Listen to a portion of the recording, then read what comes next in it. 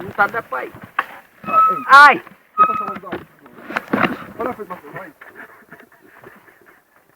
Não queria ver, eu não quero, pô. Vamos ver depois isso.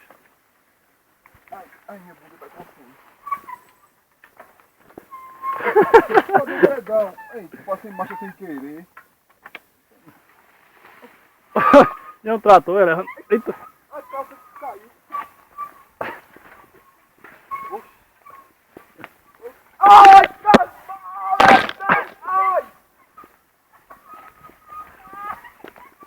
Levanta as coisas. Olha, pai!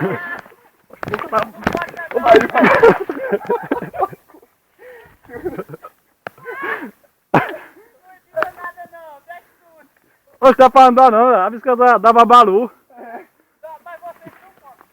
Bora, cara. A bicicleta tá virando em cima de mim agora. É porque vocês não podem.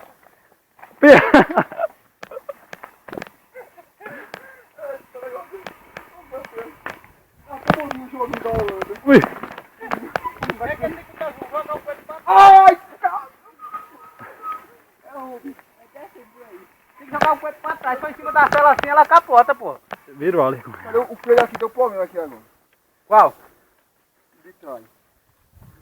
Peguei tanto um freio que travou aqui. Enganchou a borracha. Puxa ela. É que tá gasta demais. Ela como? A de lá. Aqui. Do outro lado. Do outro lado, Marcelo. Engancha ela. Puxa ela. Tem ali, pô. Deve estar ali pra cá. Eita, como coça quando o cara para, bicho.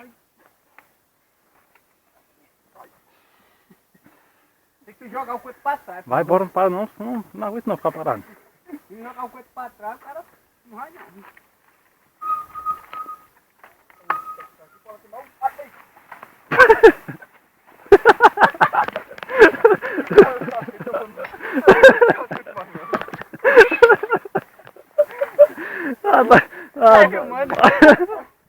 Pode passar aí. Vai dando, a gente deixa que chegar lá Passei na meu dedo agora. Ai.